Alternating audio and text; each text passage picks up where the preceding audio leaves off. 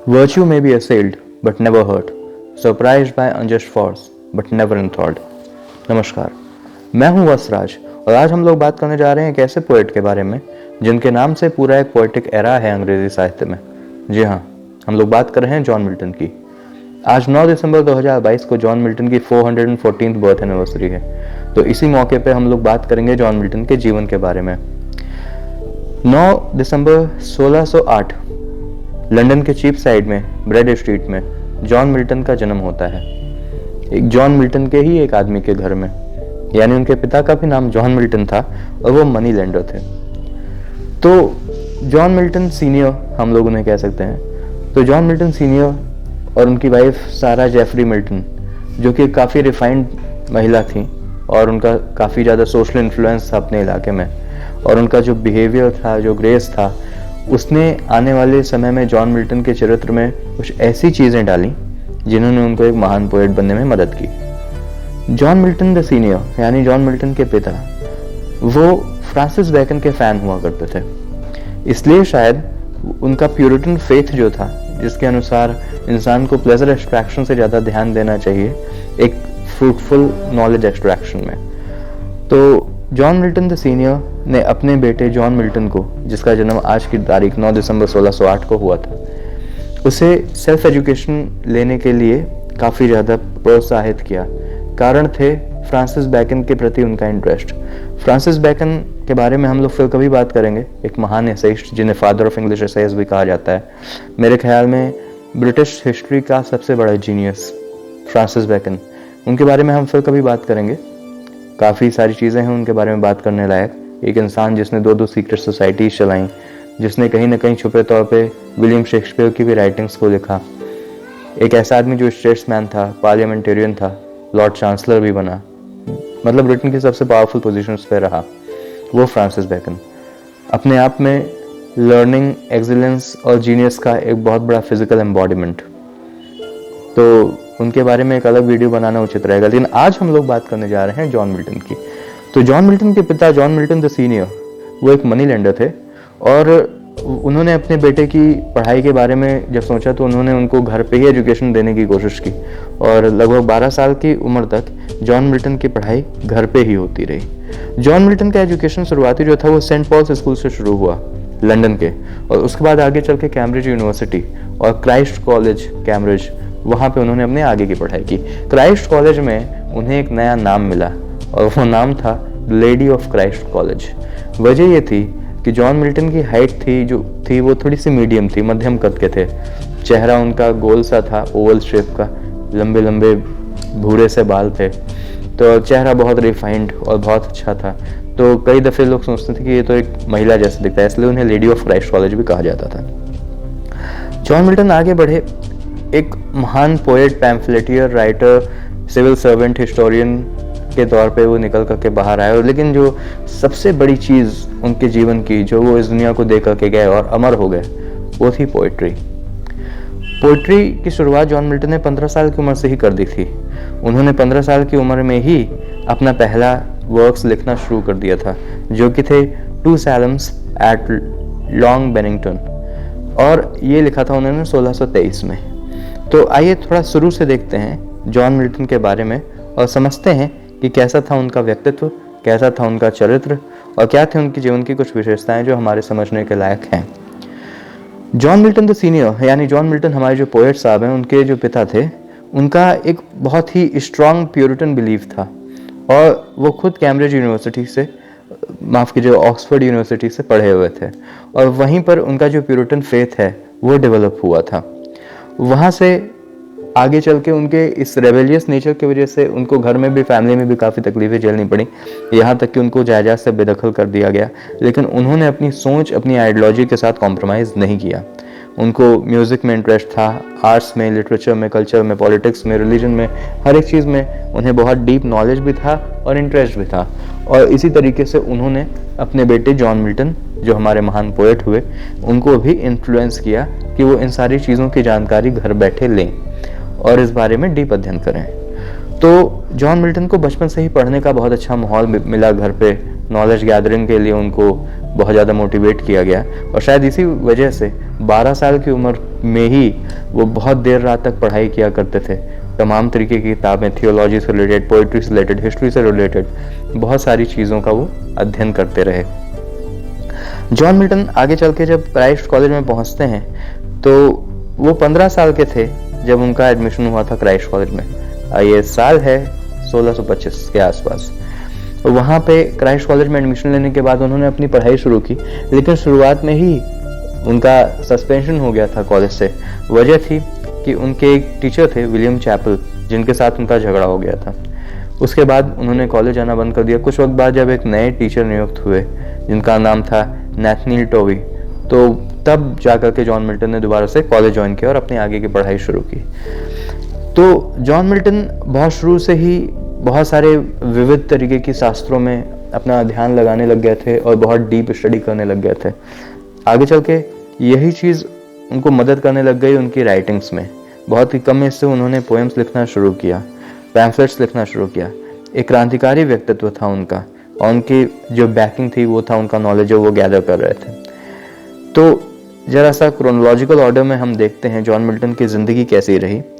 तो इसके अलावा 1620 से हम देखना शुरू करते हैं कि सबसे पहले 1620 में 12 साल की उम्र में जॉन मिल्टन का एडमिशन हुआ सेंट पॉल्स स्कूल में, लंदन के सेंट पॉल स्कूल। उसके बाद 1623 में जो एक रिमार्केबल चीज़ हुई वो था उन्होंने अपना पहला वर्क कंपोज किया, 2 psalms at Long Berington at the age of 15। 15 साल की उम्र में ही उन्होंने अपना पहला वर्क पब्लिश करा दिया। उसके बाद 1625 में उनका क्राइस्ट कॉलेज कैम्ब्रिज यूनिवर्सिटी में एडमिशन हुआ। 1626 में अगले ही साल, एक साल भी वहाँ नहीं बिता पाया और उनका सस्पेंशन हो गया। उसके बाद 1629 में जब वो 21 साल के हो गए तो 25 दिसंबर के दिन क्रिसमस पे उन्होंने एक पोएम लिखी जो कि आगे चल के बहुत फेमस हुई, और उसका नाम था on the morning of Christ nativity. और ये वही साल था 1629 जब उनको अपनी बीए की डिग्री मिली, ग्रेजुएशन का पूरा हुआ। उसके बाद उन्होंने शेक्सपियर के ऊपर भी एक एपिटाफ लिखा था, और वो एपिटाफ जो है वो आगे चल के विलियम शेक्सपियर के ऊपर जो सेकंड एडिशन था, उनके सेकंड फोलियो, उसमें उनका वो लिखा हुआ एपिटाफ पब्लिश होता है। यहाँ से 1629 से ही जॉन मिल्टन का हॉर्टन पीरियड शुरू हो जाता है। यानी इंग्लैंड के हॉर्टन नामक इलाके में, हॉर्टन टाउन में, उनके पिता जहाँ पे रिटायर होकर के अपने घर में रहने लग गए थे, जॉन मिल्टन भी अपनी फैमिली, अपने पेरेंट्स के साथ वहीं जाकर के रहने लगे और पढ़ने लग गए। वहाँ लगभग 6 साल उन्होंने गुजारे, और 6 साल उस सेक्लूजन में, उस ग्रामीण इलाके में, उस प्रकृति के करीब रह करके मिल्टन ने अपनी ज़िंदगी की सबसे अच्छी अच्छी पोएम्स लिखी। फिर आगे चल के हम देखते हैं कि सन 1632 में उन्होंने अपनी एमए की भी डिग्री ली। 1634 में उन्होंने अपना पहला फेमस मास्क आर्केड नाम का पब्लिश कराया। ये जो हॉटन पीरियड था उनका 1629 से लेकर के 1640 तक चला, और इस समय वो हॉटन टाउन में रह करके उन्होंने सबसे महान पोएम्स लिखी, जिसमें एल एलिग्रो, इल पेंसेरोसो, कॉमस, लाइसिडास, ये सारी पोएम्स हमको देखने को मिली। 1634 में मास्क जो उनका था कॉमस नाम का, वो बहुत ही ज़्यादा फेमस हुआ, कारण कि जॉन ईगर्टन जो थे फर्स्ट अर्ल ऑफ ब्रिजवाटर, वो बने थे नए नए लॉर्ड प्रेसिडेंट ऑफ वेल्स। तो उनकी इस नई पोस्ट की खुशी में उनको बधाई देने के लिए ये जो मास था कॉमस नाम का जॉन मिल्टन का, उसको वहाँ पे परफॉर्म किया गया माइकल मास के दिन 29 सितंबर 1634। 29 सितंबर को माइकल मास मनाया जाता है, यानी feast of archangel Michael and बाकी के जो आर्कएंजल्स हैं, और वो आज भी वहाँ पे मनाया जाता है। और 29 सितंबर को ही कोइंसिडेंटली मेरा भी बर्थडे आता है। तो वो चीज़ 1634 में 29 सितंबर को लडलो कैसल में परफॉर्म की गई। जॉन मिल्टन का ये लिखा हुआ मास्क लडलो कैसल में परफॉर्म किया गया अर्ल ऑफ ब्रिजवाटर के सामने, first Earl of Bridgewater John Egerton. उसके बाद हम देखते हैं कि जिसमें कि ये दिखाया गया है कॉमस में, कॉमस एक ऐसी पोएम, एक ऐसा मास्क था। मास्क को पहले हम समझ लें, मास्क क्या होता है, MASQUE। मास्क का मतलब होता है नौटंकी। जैसे हमारे यहाँ नुक्कड़ नाटक हुआ करते हैं, हमारे देश में नौटंकी का प्रचलन था। कहीं कहीं पे जब कोई सोशल गैदरिंग होती थी, जब कहीं शादियां होती थी या कोई ऐसा बड़ा फंक्शन होता था, तो मास्क परफॉर्म होते थे, नौटंकी की जाती थी और उसके थ्रू कोई सोशल मैसेज दिया जाता था, कोई हिडन मैसेज होता था जिसे कि लोग बैठ करके एंजॉय करते थे। उसके साथ वो मॉरल टीचिंग्स उसमें भरी हुई थी। तो कॉमस एक ऐसी पोएम, एक ऐसा मास्क था जॉन मिल्टन का लिखा हुआ, जिसमें उनकी प्यूरिटन फिलॉसफी निकल करके बाहर आई, जिसमें यह बताया गया कि किस तरीके से एक स्त्री, एक यंग लड़की जो कि चैस्टिटी और वर्च्यू का सिंबल है, उसको किस तरीके से एक अय्याश इंसान जो अय्याशी का सिंबल है, वो किस तरीके से सेड्यूस करने की कोशिश करता है और किस तरीके से वो लड़की उसके जाल से निकल करके बाहर आती है और एक सभ्य समाज का हिस्सा बनती है और उसे काफी सारी सीख देती है। तो ये तो हो गई मास्क ऑफ कॉमर्स की बात। ये कुछ बेसिक वर्क्स हैं मिल्टन की लाइफ के, जिन्हें देख लेना, समझ लेना, जान लेना थोड़ा सा इंपॉर्टेंट होता है। जैसे कि कॉमर्स है, लाइसिडास उनकी लिखी हुई पेस्टोरल एलिजी है, जो कि उन्होंने अपने कैम्ब्रिज यूनिवर्सिटी में, उनका एक दोस्त था तो उसकी मौत पे लिखा था। उनका दोस्त एडवर्ड किंग, जिसकी मृत्यु हो गई थी आयरिश सी में डूबने की वजह से। वो वेल्स से जा रहा था नाव से और वो आयरलैंड जा रहा था, रास्ते में आयरिश सी में उसकी नाव डूब गई और वहाँ पर एडवर्ड किंग की बहुत कम उम्र में मौत हो गई। और वो एक बहुत ही इन्फ्लुएंशियल इंसान था, एक बहुत ही ज़्यादा रेवोल्यूशनरी आइडियोलॉजी का था और मिल्टन का ये मानना था कि अगर वो जीवित रहता तो शायद लंदन के इतिहास में एक बहुत बड़ा परिवर्तन करता, लेकिन अफसोस कि उसे मौका नहीं मिला। तो लाइसिडास जो पेस्टोरल एलिजी है जॉन मिल्टन की, उसमें उन्होंने अपनी इसी शोभ को व्यक्त किया है कि क्यों एक ऐसा वर्चुअस इंसान जो कि कुछ परिवर्तन ला सकता था इस दुनिया में, उसकी ऐसी अनटाइमली डेथ हो गई। लाइसिडास के अलावा और भी उस दौरान इल पेंसरोसो, एल एलिग्रो जैसी कुछ बहुत सारी इन्फ्लुएंशियल पोएम्स निकल करके बाहर आती हैं। तो ये कुछ उनके वर्क्स के बारे में बातें थी। फिर उसके बाद कुछ बहुत ही बेसिक और बहुत ही ज़रूरी घटनाएं जॉन मिल्टन के जीवन की हैं। जैसे 1638 में उन्होंने एक यूरोपियन टूर किया, जिसमें वो फ्रांस, इटली, स्विट्ज़रलैंड, इन सभी देशों में गए। वहाँ इटली में उनकी मुलाकात हुई गैलीलियो गैलीली से, वो जिन्होंने टेलीस्कोप का आविष्कार किया था, फेमस एस्ट्रोनॉमर। उस समय गैलीलियो एक केस में फंसे हुए थे और उसकी वजह से जेल में थे, उनके बुरे दिन चल रहे थे।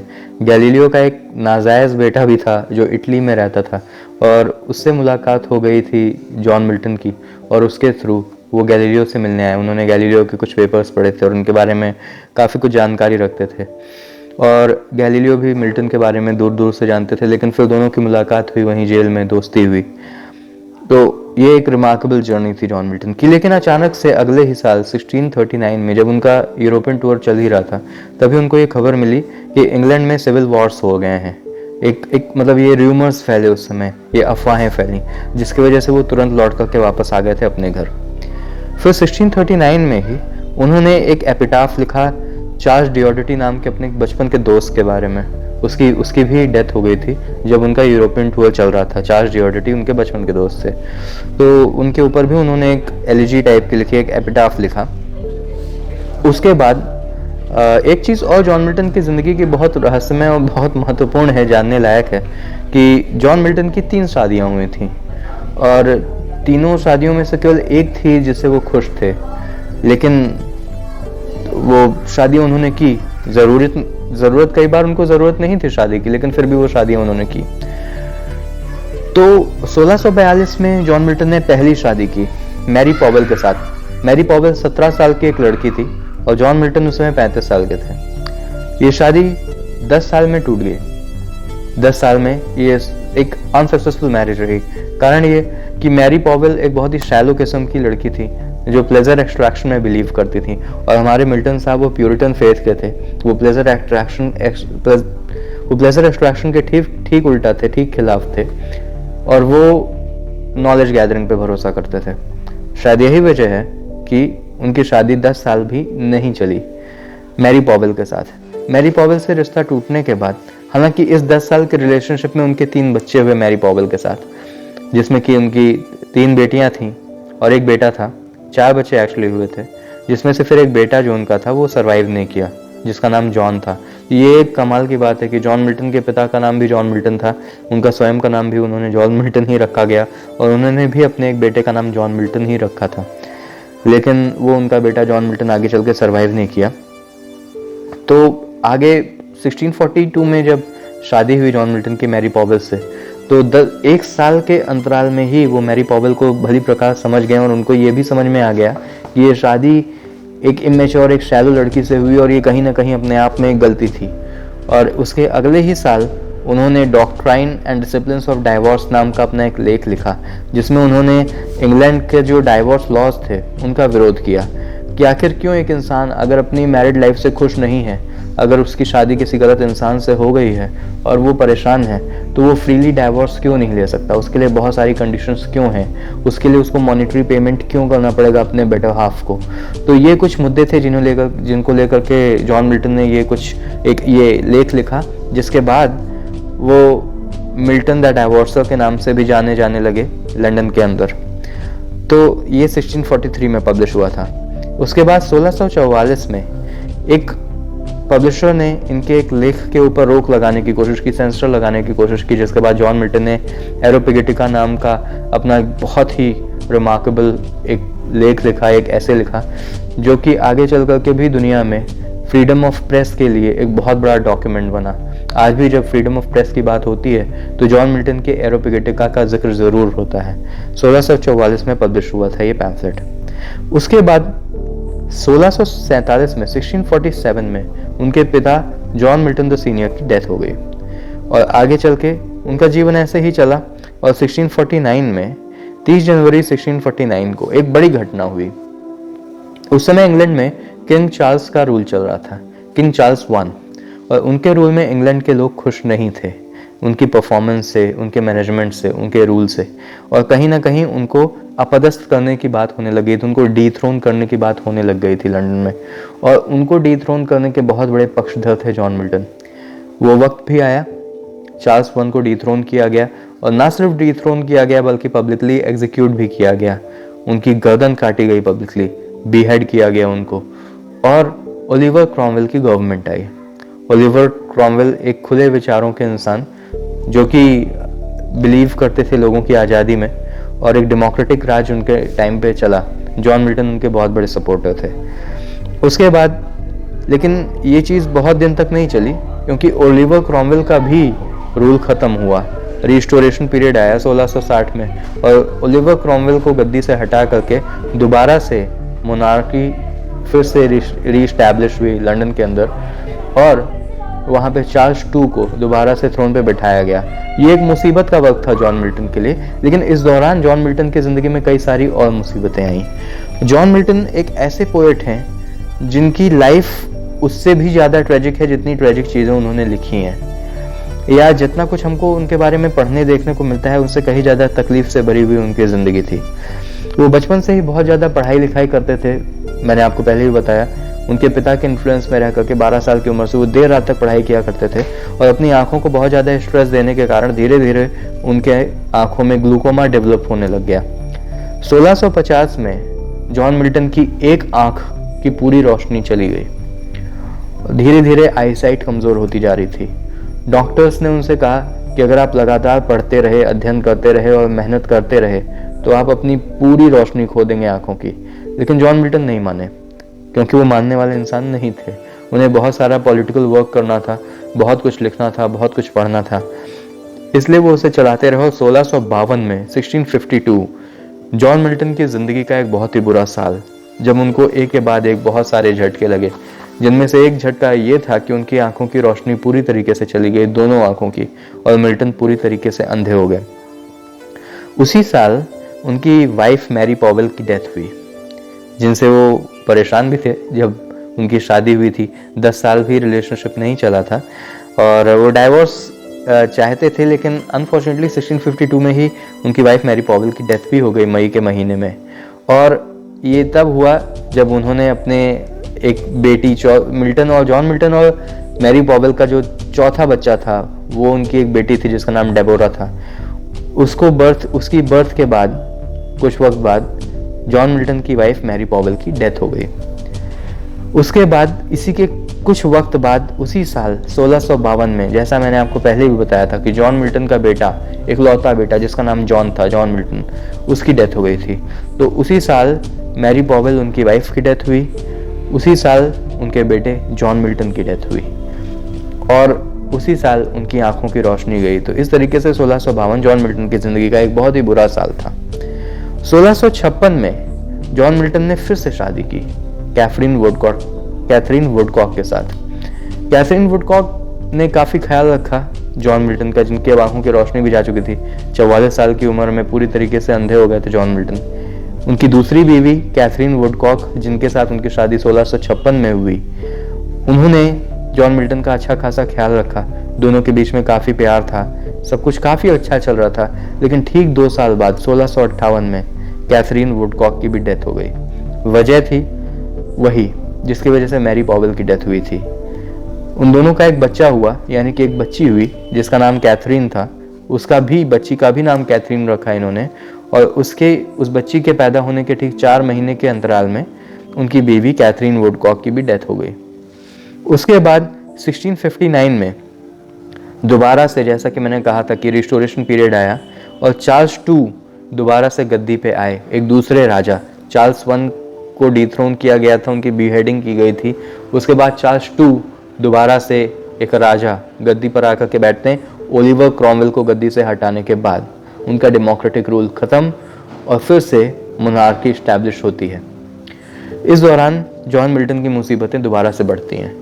अंधे जॉन मिल्टन, उन्हें अरेस्ट कर लिया जाता है, जेल में रखा जाता है, टॉर्चर किया जाता है, कुछ वक्त बाद छोड़ दिया जाता है। 1663 में जॉन मिल्टन ने अपनी जिंदगी की तीसरी शादी की। उनकी 3 बेटियों के विरोध के बावजूद मैरी पॉवेल से उनकी जो 3 बेटियां हुई थीं, उन्होंने इस चीज़ के लिए बिल्कुल सहमति नहीं जताई थी कि जॉन मिल्टन तीसरी शादी करते, लेकिन उन्होंने एलिजाबेथ मिन्शल के साथ शादी की। वो जॉन मिल्टन अंधे होने के बाद जो कुछ भी लिखा करते थे उसमें उनकी बेटियां उनकी मदद करती थीं, कुछ इस तरीके से कि जॉन मिल्टन चीज़ों को डिक्टेट किया करते थे जो भी उनके दिमाग में आती थीं, और उनकी बेटियां उन चीज़ों को नोट डाउन किया करती थीं, लिखा करती थीं। लेकिन धीरे धीरे करके हमको आगे चल के जॉन मिल्टन की जीवनी में ये भी पता चलता है कि उनकी बेटियां धीरे धीरे उनसे कोऑपरेट नहीं करने लग गई थीं। वजह ये थी कि जॉन मिल्टन अपने मन की चला रहे थे। बेटियां नहीं चाहती थीं कि वो तीसरी शादी करें, लेकिन उन्होंने किया। शायद इस वजह से बेटियों ने उनका सपोर्ट करना, उनकी मदद करना बंद कर दिया था, कम कर दिया था, और जो कुछ भी वो लिखना चाहते थे उसमें उनकी बेटियों कोऑपरेट नहीं करती थीं। इसी के दौरान ऑन हिज ब्लाइंडनेस नाम की उनकी बहुत ही महत्वपूर्ण और रिमार्केबल पोएम आई, जिसमें उन्होंने अपने अंदर की तकलीफ को जाहिर किया कि अंधे होने के बाद उनकी ज़िंदगी कैसी चल रही है और किस कदर तकलीफ़ों में गुजर रहा है उनका वक्त। वो जिस तरीके से खुल करके लिखना चाहते हैं, लिटरेचर की सेवा करना चाहते हैं, उसमें असमर्थ हैं। वजह है उनका अंधापन। उसके अलावा इसी अंधेपन के दौरान अंग्रेजी साहित्य की शायद सबसे महान एपिक पोएम निकल करके बाहर आई, जिसका नाम था पैराडाइज लॉस्ट। पैराडाइज लॉस्ट के पब्लिश, जो कि 1667 में 1667 में पब्लिश हुई थी, उसकी पब्लिशिंग में थोड़ा सा लेट हो गई थी, 2 साल का गैप पड़ गया था। उनके लिखने के बाद पब्लिश होने में थोड़ा सा वक्त लग गया था। कारण थे 2, एक प्लेग ऑफ लंदन और दूसरा the great fire of London. इन दोनों इवेंट्स की वजह से लंदन का जो सामान्य जनजीवन था वो काफ़ी ज़्यादा प्रभावित हुआ, और जॉन मिल्टन की ये एपिक पोएम पब्लिश होने में थोड़ा सा वक्त लग गया। लेकिन उससे जॉन मिल्टन की पॉपुलैरिटी में कोई प्रभाव नहीं पड़ा। शुरू में ही उसी साल जॉन मिल्टन ने जब इस पोएम की पब्लिशिंग के राइट्स को बेचा तो इससे बहुत ज़्यादा कमाई हुई और इस पोएम की बहुत ज़्यादा सेल हुई। पैराडाइज लॉस्ट वो एपिक जिसमें 12 बुक्स थी और बहुत ही बड़ी पोएम, एक बाइब्लिकल एस्पेक्ट को ध्यान में रखते हुए इंसान का किस तरीके से पतन हुआ जन्नत से, वो पृथ्वी पे आके गिरा और फिर उसके बाद की ज़िंदगी कैसे हुई, इन सारी चीज़ों को पैराडाइज लॉस्ट में उन्होंने दिखाया है और बहुत ही रिमार्केबल तरीके से, बहुत ही लेजेंडरी तरीके से ब्लैंक वर्ड्स में उन्होंने लिखा है। लेकिन इस पोएम की इतनी ज़बरदस्त सेल हुई और उसकी इतनी ज़्यादा सक्सेस थी कि जिसके बाद जॉन ड्राइडन ने कहा था, महान पोएट जॉन ड्राइडन ने कहा था कि this man cuts us all out and the ancients too.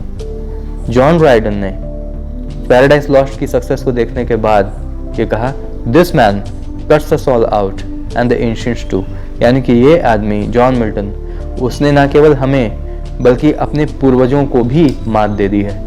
यानी ये जो हमारे पोएटिक कल्चर में जो हमारे पूर्वज होते रहे हैं और जो कॉन्टेम्पररीज हैं, सबसे आगे निकल करके आ गए हैं जॉन मिल्टन केवल पैराडाइज लॉस्ट के दम पे। उसके बाद 1671 में उन्होंने पैराडाइज रीगेन्ड लिखी और इसी साल उनकी सैमसन अगोनिस्ट नाम की ट्रेजेडी भी पब्लिश होती है। इस तरीके से उनका जीवन चलता रहा और काफ़ी जद्दोजहद के बीच अपनी अंधेपन के साथ स्ट्रगल करते हुए अपने पोएटिक करियर को आगे लेकर के किसी तरह चलते रहे एक महान पोएट, अंग्रेजी साहित्य के सबसे गिने चुने जीनियस में से एक जॉन मिल्टन। और 1674 में उनकी मौत हुई। वजह था गाउट, यानी कि एक तरीके का पेनफुल अर्थराइटिस और ट्यूबरकुलोसिस से काफ़ी समय तक स्ट्रगल करने के बाद 1674 में जॉन मिल्टन की डेथ होती है और उनको सेंट गाइल्स चर्च में दफना दिया जाता है, लंदन के अंदर ही, क्रिपल गेट एरिया में। और इसके अलावा जो पोएट्स कॉर्नर है वेस्टमिंस्टर एबे में, वहाँ पे भी उनका एक एपिटाफ, एक मेमोरियल रेज किया जाता है। मिल्टन एडमंड स्पेंसर से इन्फ्लुएंस थे अपनी पोइट्री में। एडमंड स्पेंसर जो शेक्सपियरियन एज के महान पोएट थे, शायद यही वजह थी कि एडमंड स्पेंसर के ही मॉडल पर जिस तरीके से स्पेंसर लिखते रहे और साथ साथ वो कहीं ना कहीं एक थ्रोन के अपीजमेंट में भी लगे हुए थे और उनको उस वजह से सरकारी नौकरी मिली और काफ़ी सारे पर्क्स मिले, ठीक उसी तरीके से जॉन मिल्टन ने भी ओलिवर क्रॉमवेल की तरफ से काफ़ी तरफदारी की। हालांकि जॉन मिल्टन की जो अप्रोच था वो थोड़ा डेमोक्रेटिक था, थोड़ा प्यूरिटन था। इस वजह से चार्ल्स I का डिथ्रोन होना या फिर उनका बीहेडिंग, उस समय उन्होंने कुछ गलत ढंग से नहीं देखा उस चीज़ को, जॉन मिल्टन ने। और इस तरीके से आगे चल के हमको ये समझ में आता है कि जॉन मिल्टन अपनी ज़िंदगी में काफ़ी ज़्यादा जद्दोजहद झेलते रहे, काफ़ी सारे ट्रेजेडीज, स्ट्रगल्स, उनकी 3 शादियाँ, उनकी बेटियाँ, उसके बाद उनका अंधेपन से स्ट्रगल, फिर गवर्नमेंट्स में बदलाव और उसका प्रभाव जॉन मिल्टन की ज़िंदगी में होना, किस तरीके से पावर चेंज होने पे जॉन मिल्टन की जो सोशल पोजीशन थी और उनकी जो नॉर्मल लाइफ थी वो प्रभावित हुई। तो इस तरीके से हमने ये देखा और जाना कि जॉन मिल्टन जो प्यूरिटन एज के सबसे महान पोएट थे उस जमाने के, और आगे चल के बहुत सारे पोएट्स जो कि रोमांटिक एरा में आए, जैसे कि विलियम वर्ड्सवर्थ और S T Coleridge, Robert Southey इत्यादि, वो जॉन मिल्टन के फैन थे, जॉन मिल्टन को अपना आइडल मानते थे और वो अपने आप में जॉन मिल्टन जैसा कुछ क्रिएट करना चाहते थे। तो इस तरीके से आज जॉन मिल्टन की 414वीं वर्षगांठ पर 414th बर्थ एनिवर्सरी पर हमने उनके जीवन के कुछ महत्वपूर्ण तथ्यों को जाना और समझा। आगे लेकर आता रहूँगा आप लोगों के पास ऐसे बहुत सारे टॉपिक्स। मुझे लिख करके भेजिएगा कमेंट सेक्शन में अगर किसी विशेष पोएट या राइटर या बुक की समरी आप चाहते हैं। मैं सब कुछ उपलब्ध कराता रहूँगा समय समय पे। That's all from my side. Thank you. मैं हूँ वसराज। धन्यवाद।